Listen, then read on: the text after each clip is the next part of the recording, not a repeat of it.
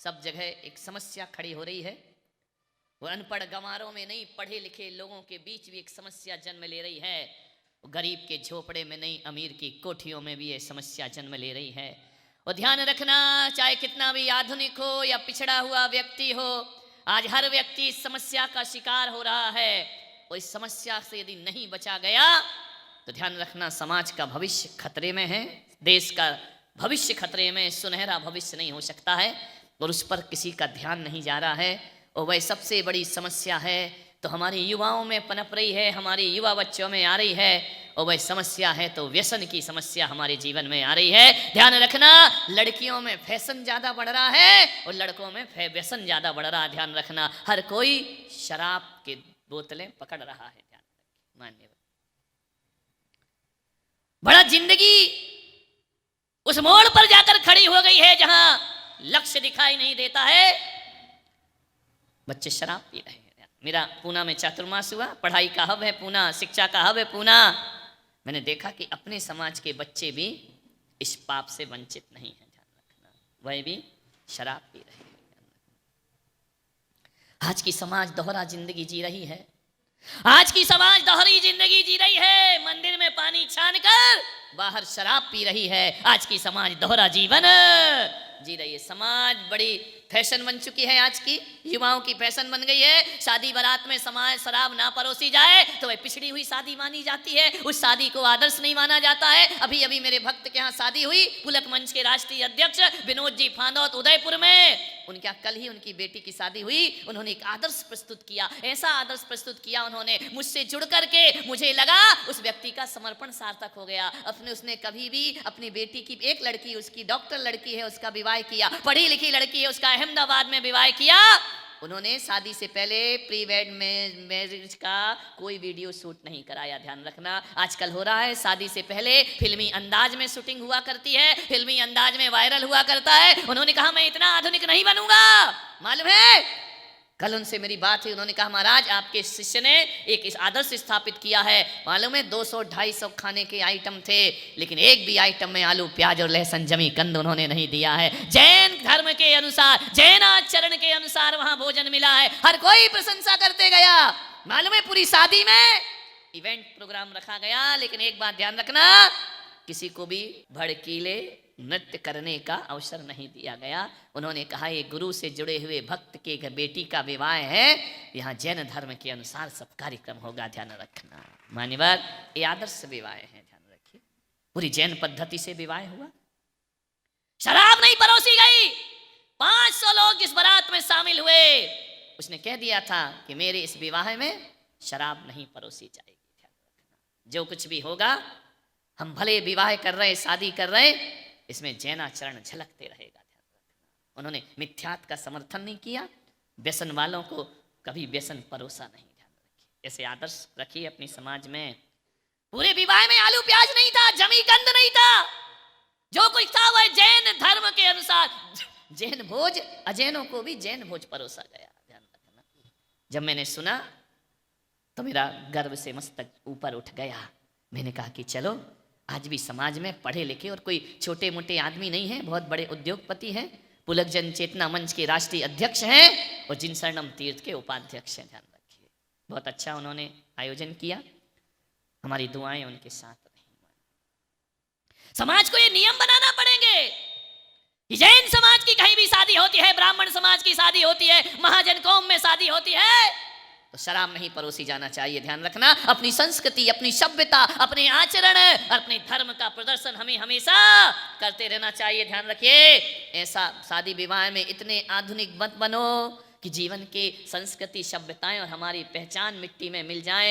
मान्यवर, एक बात याद रखिए, कम से कम आप इतना संकल्प तो यहाँ से करना आज के प्रवचन के बाद कि जिस बारात में शराब परोसी जाती हो उस बारात में हम शामिल नहीं होंगे, उस बारात में हमें जाने की कोई जरूरत नहीं। कितने भी आधुनिक बन जाओ, इतने आधुनिक बनो, पानी छान करके वहां भोजन बना। ध्यान रखना है, आज भी लोग अपने आदर्शों को जीते हैं।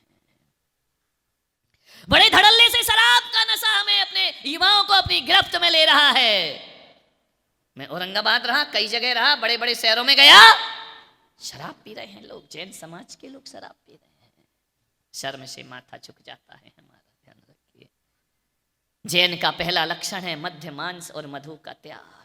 अरे रात्रि भोजन छोड़ो, ये जैन की पहचान है। नहीं छोड़ पा रहा है, कोई बात नहीं है। 3 चीज जब तक नहीं छोड़ोगे तब तक आप जैन कुल में पैदा होकर भी जैन नहीं हो सकते हो। आपको मध्य का त्याग करना पड़ेगा, शराब छोड़ना पड़ेगी, आपको मांस छोड़ना पड़ेगा और आपको शहद छोड़ना पड़ेगा। ध्यान रखना, ये 3 चीज जो छोड़ता है वो जैन समाज में एंट्री लेने के लायक हुआ करता है। और मैं आपसे इतना ही आग्रह करना चाहता हूं कि आप ये संस्कार अपने परिवार में जिंदा रखिए, जीवित रखिए। 3 चीजें छोड़ना ही पड़ेंगी। और ध्यान रखना, शर्म आती है मुझे ये कहने में समाज के बीच कि हमें जैनियों को छुड़वाना पड़ रहा है। ये तो हमारे जन्मजात संस्कार है। जब बच्चा पैदा होता है उस बच्चे को मंदिर ले जाती है माँ, 45 दिन बाद भगवान के दर्शन कराती है, गुरुओं का आशीर्वाद दिलाती है, कान में नमोकार मंत्र देकर उसे जैन बनाया जाता है। और उसी समय आचार्य उस बच्चे के माँ बाप को नियम दिया करते हैं कि जब तक बच्चा जवान ना हो जाए इसे शराब, मांस और शहद से, मधु से दूर रखा जाए। शहद मिली दवाइयां ना दी जाए।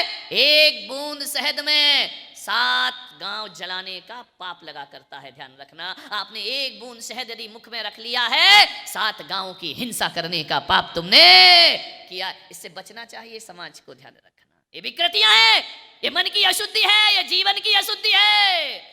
ऐसे लोगों को तो भगवान की मूर्ति छूने का अधिकार भी नहीं होना चाहिए जो जीवन में शराब का उपयोग किया करते हैं। ध्यान रखना, मान्यवर गंभीर बात है।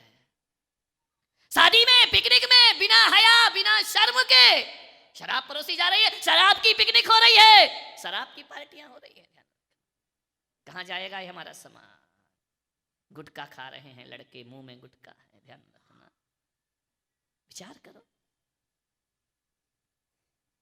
सोचना है। नशा मौत है, आज तुम्हारी मौत है, कल परिवार की मौत है, परसों समाज की और एक दिन राष्ट्र की मौत है। ध्यान रखना, ऐसा लगता है जब समाज में कोई लोग ज्यादा शराब पीते हैं तो ऐसा लगता है कि आदमी सामूहिक आत्महत्या के लिए तैयार हो गया है, सामूहिक आत्महत्याओं की तैयारी की जा रही है। मान्यवर, आज से निवेदन है कि शराब से बचाने का इस पीढ़ी को प्रयास करिए। माँ बाप को ध्यान देना चाहिए, आपका बच्चा कहाँ जा रहा, किसके साथ उठ रहा, किसके साथ बैठ रहा, कहाँ जाता है, क्या खाता है, क्या पीता है, इस पर ध्यान आपको देना पड़ेगा। पड़ोसी के भरोसे बच्चे मत पालिए, हॉस्टलों में भेज करके मत पाइए कि हॉस्टल में भेज दिया तो हमारी मुक्ति हो गई जिम्मेदारी से। नहीं, ध्यान रखिए उसका खान पान कैसा है। खान पान बिगड़ रहा है समाज का। अब अपने छोटे से बच्चे को टिफिन रखते हैं, स्कूल भेज देते हैं कि बेटा भूख लगे तो ये टिफिन स्कूल में खा लेना, बस आपकी छुट्टी हो गई, आपने भेज दिया। नहीं, आप कभी बच्चे से पूछा कि टिफिन किसके साथ बैठ के खाता है? ऐसा तो नहीं कि तुम्हारा बच्चा मांसाहारी बच्चों के साथ टिफिन शेयर करता हो, ऐसा तो नहीं जहां अंडे खाए जाते हैं उन बच्चों की दोस्ती करता हो। और बच्चे तो मालूम है क्या होते हैं, इसके टिफिन का वो खाता है और उसके टिफिन का वो खाता है। माँ बाप जिंदगी भर बच्चे को शाकाहारी बना के रखते हैं, माँ बाप आश्चर्य में पड़ जाते हैं, हमने घर का टिफिन भेजा, हमने इसे शाकाहारी बनाया, मेरा बच्चा अंडा कैसे खाने लगा, मेरा बच्चा शराब कैसे पीने लगा। आपने अपने टिफिन पर ध्यान दिया है, आपने बच्चे के स्कूल पर ध्यान नहीं दिया है, बच्चे की संगति पर ध्यान नहीं दिया है। बच्चे को सिखाओ, इतना भयभीत कर दो कि जहां मांसाहार होता हो वहां जाकर के अपना भोजन नहीं करना। ध्यान रखिए, आज हमारी समाज के लोग शाकाहारी जीवन जीते हैं, लेकिन अफसोस है कि ऐसी होटलों में जाके शाकाहार करते हैं जहां मांसाहार भी बिका करता है। ध्यान रखना, ऐसी होटलों में जैनों को पानी नहीं पीना चाहिए, ऐसी होटलों में खड़े होना भी पाप हुआ करता है। कितने भी आधुनिक होटल हो, मांसाहारी होटल में जो शाकाहार करेगा उसे भी मांसाहार का पाप लगा करता है। ध्यान रखिए, अपने बच्चों को ऐसे हॉस्टलों में क्यों भेजते हो जहां शाकाहारी मांसाहारी मेस एक ही हुआ करती है? ऐसी जगह क्यों बच्चे को पढ़ने में बैठते हो?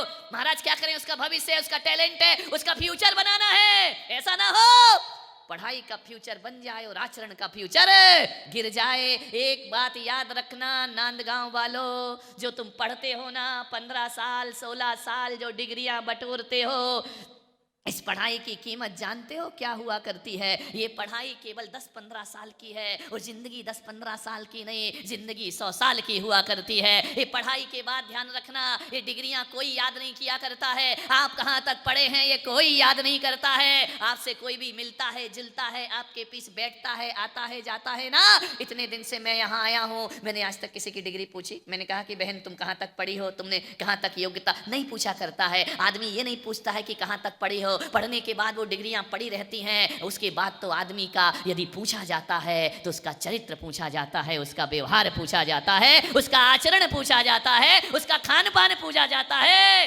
एक किताबी ज्ञान की पूजा नहीं होती है, आदमी के आचरण की पूजा हुआ करती है। ध्यान रखना, अपना आचरण शुद्ध करो। जिसका खान पान शुद्ध नहीं उसकी खानदान शुद्ध नहीं। ध्यान रखना, और जिनका खान पान शुद्ध होता है उसकी खानदान भी शुद्ध हुआ कर। खान पान जैसा खाओ अन्न वैसा होगा मन, और जैसा पिएगा पानी वैसी निकलेगी। मांसाहार से बचाओ इस पीढ़ी को, शराब से बचाओ इस पीढ़ी को।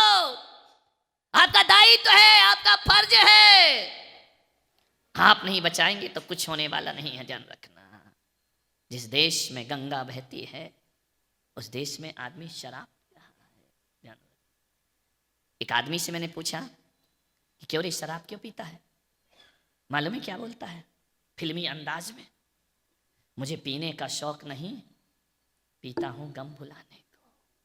मैंने कहा ऐसा कौन सा गम तेरी जिंदगी में लग गया है जो तू शराब से मिटाना चाहता है? मैंने उस आदमी से पूछा कि हकीकत में बता, क्या शराब पीने से तुम अपना गम भूल जाता है? बोले जब तक नशा रहता है तब तक तो भूल जाता हूँ। मैंने कहा ये नशा सुबह चढ़ता है शाम उतर जाता है, उसके बाद क्या होता है? उसके बाद फिर गम की यात्रा शुरू हो जाती है। एक बात याद रखना, मैंने कहा थोड़ी देर को शराब पीकर तू तो गम से मुक्त हो जाता है, लेकिन कभी सोचा है तेरा परिवार गम में डूब के मर जाया करता है। ध्यान रखना, जब एक आदमी शराब पीता है तो गम तू अपना मिटाता है, लेकिन माँ की आंखों में आंसू देता है। एक बेटा जब शराब पीता है अपना गम थोड़ी देर को भुलाता है, पिता की इज्जत दांव में लगा दिया करता है। एक बेटा जब शराब पीता है पत्नी को खून के आंसू देता है, बच्चों का भविष्य बिगाड़ दिया करता है। ध्यान रखिए, शराब पीने से गम नहीं मिटा करते हैं। मैं आपसे निवेदन करता हूं, गम मिटाना है तो शराब की बोतल मुंह में मत लगाओ। अरे गम मिटाना है तो गंगा जल और भगवान का गंधोदक माथे पर लगाओ, तुम्हारा गम मिटने में ज्यादा देर।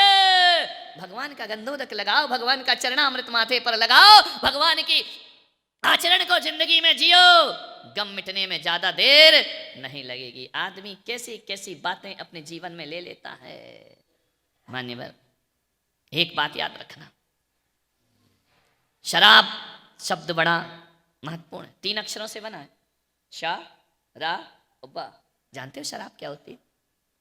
जो सड़ाती है, रा से रुलाती है, और बा से जो बर्बाद कर जाती है वो शराब कहलाती है। ध्यान रखना, जो सड़ाएगी रुलाएगी बर्बाद करेगी। अरे शराब बनने से पहले अंगूर को सड़ना पड़ता है, शराब बनने से पहले महुए को सड़ना पड़ता है। लेकिन एक बात याद रखना, जिसका जन्म सड़ने से होता है, शराब का जन्म अंगूर के सड़ने से होता है, और शराब का अंत जो पीता है उसकी जिंदगी को सड़ाया करती है। जिसका प्रारंभ और अंत ही सड़न से हुआ करता है, वो शराब तुम्हें कभी भी जीवन में सुकून देने वाली नहीं है। शराब से बचो, शराब से बचिए।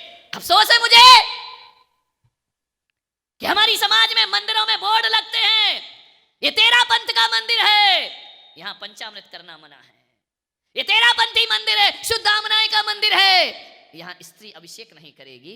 कहीं बोर्ड लगता है ये आज परंपरा का मंदिर है, यहाँ पंचामृत होगा, फूल चढ़ेगा, स्त्री अभिषेक कर। फालतू की बातों में समाज को लड़ाते हो, झगड़ते हो। मैंने आज तक किसी मंदिर में ये लिखा नहीं देखा है। मेरा दुर्भाग्य है कि ये शुद्ध आमना का मंदिर है, यहाँ शराबियों को अभिषेक करने का अधिकार नहीं हुआ करता है, यहाँ व्यसन करने वालों को पूजा का अधिकार कहीं नहीं लिखा है। ये पंथ फूल और फल पे लड़ रहा है समाज, दूध और पानी पे लड़ रहा है समाज।